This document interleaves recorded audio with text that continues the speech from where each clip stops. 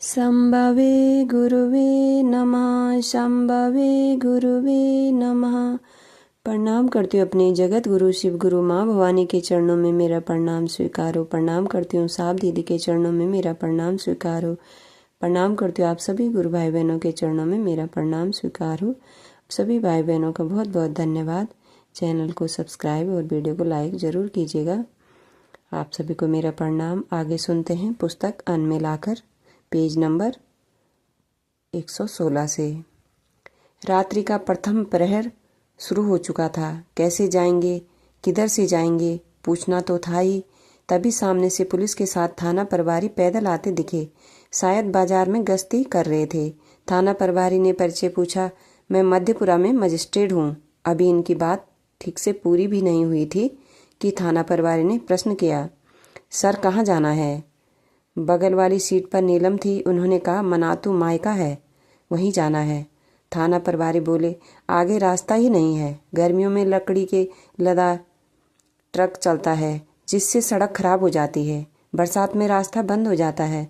मैं आज ही दिन में प्रतापपुर से थोड़ी दूर उस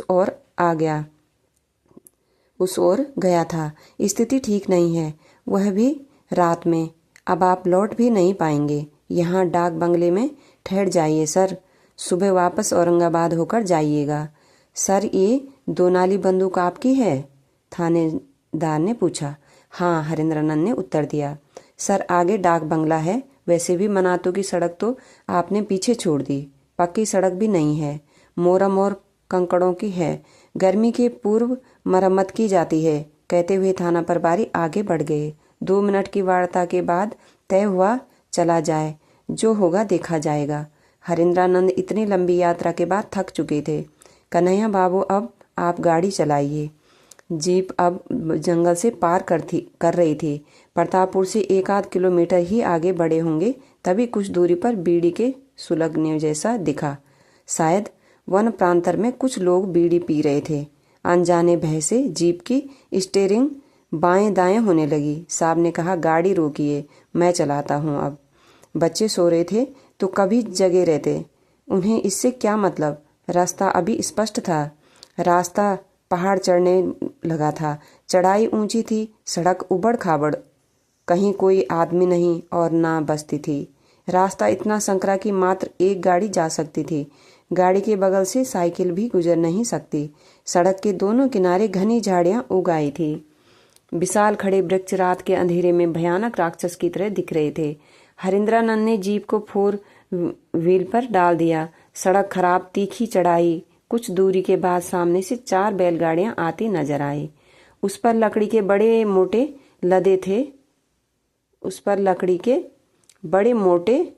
बोटे लदे थे, किंतु कोई आदमी नहीं था। शायद सभी गाड़ीवान हमारी जीप को पुलिस गाड़ी समझकर जंगल में छुप गए थे।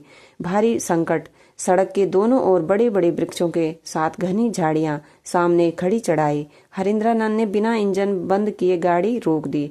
गाड़ी के ब्रेक अपने को असहाय समझने लगे। लोड गियर के बावजूद गाड़ी धीरे धीरे पीछे फिसलने लगी। जीप ढलान पर थी। इन्होंने ऊंचे स्वर से कहा, जल्दी उतरकर चक्कों में ओट लगाइए। तुरंत पिछले दोनों चक्कों में पत्थर के ओट लगाए गए। जीप का फिसलना रुक गया। ओह पोह की स्थिति थी। जीप के ढलने का भय था। आगे पैदल जाने का भी रास्ता नहीं था। कुछ ही क्षणों में आगे वाली बैलगाड़ी पर लदे लकड़ी के बड़े बड़े बोटे जीप की बोनट में सट गए। संभवतः जंगल से लकड़ी चुराई जा रही थी। अब महादेव को छोड़कर कोई मददगार नहीं था। प्रतापपुर में दरोगा ने आशंकित भय के बीज को पूरी तरह पनपा दिया था। मन मस्तिष्क दोनों अस्थिर। हरेंद्रानंद ने पीछे बैठे गुरु भाइयों को कहा, आप लोग बैलगाड़ी को दाहिनी पहाड़ी पर चढ़ाइए। सर, बैलगाड़ी और बोटा पहाड़ पर कैसे चढ़ेगा? ये तो वैसे ही सिकिया पहलवान हैं और हमसे भी नहीं हो पाएगा। नीलम ने थोड़ी नाराजगी में कहा, ठीक है, तो यहीं सबकी कब्र बन जाएगी। इनकी बात सुनते ही दोनों ने कैसे बैलगाड़ी को बोटे के साथ पहाड़ पर चढ़ाया, आज तक अज्ञात है। हरेंद्रानंद ने जीप को अब एक बैलगाड़ी से आगे कर लिया था। अभी भी बोटे से लदी 3 बैलगाड़ियां सामने थी। उसी तरह तीनों बैलगाड़ियों को एक एक कर पार किया। जीप अब चढ़ाई पार कर हल्की ढलान पर थी, अत्यंत धीमी। आगे कोई रास्ता नहीं था। लौटने के रास्ते को छोड़कर चारों ओर घना जंगल। किधर जाएं? नीलम से पूछा। मैं कैसे बताऊं? प्रत्युत्तर मिला।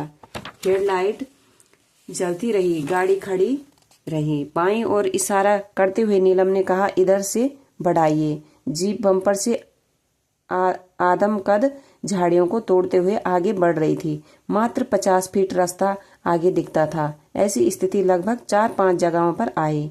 नीलम रास्ता बताती गई। काली डरावनी रात के 11 बज रहे होंगे। आगे बढ़े तो बालू का राशि से भरा लंबा सपाट रास्ता मिला। गाड़ी 4 व्हील में थी ही हरेंद्रानंद दाहिने ओर बढ़ चले। अगल बगल कोई जंगल नहीं था। आप पहाड़ी नदी के बालों पर जा रहे हैं। लौट चलिए, नीलम बार बार कह रही थी। जीप लगभग 1 मील आगे चली गई थी। फिर भी बालू ही बालू। जीप रुक गई। लगता है सही में सूखी नदी में जा रहे हैं। चलिए, गाड़ी वापस लीजिए। आप किसी की सुनते कहाँ हैं? नीलम ने थोड़ा खींचकर कहा। जीप को वापस करने में कोई दिक्कत नहीं हुई। चारों ओर बालू ही बालू था। पुनः वहीं लौटे जहां से गाड़ी दाहिने मुड़ी थी। चलिए, इस बांध पर जीप चढ़ाइए। पागल हो क्या यार? इन्होंने थोड़ा खींचते हुए कहा। इस पर गाड़ी कैसे चढ़ेगी? चढ़ाना तो पड़ेगा, नीलम ने जोर देकर कहा। जीप ऊंचे बांध पर चढ़ी। बांध के उस पार जंगलों की ओट में बस्ती नजर आई। लंबी सांस ली। रात काफी हो चुकी थी। वैसे भी जंगल की रात शुरू होते ही गंभीर और डरावनी हो जाती है। सन्नाटा था। हर ओर लोग ही नहीं, बस्ती भी सोई थी। बस 1-2 कुत्ते नजर आ रहे थे। अरे, हम लोग तो चक पहुंच गए, हरेंद्रनंद बोले। चक पहले चट्टी थी, गांव और छोटा सा बाजार। यह पलामू के प्रतापपुर क्षेत्र से सटा इलाका है। अब यहाँ केंद्रीय पुलिस बल की बड़ी छावनी है।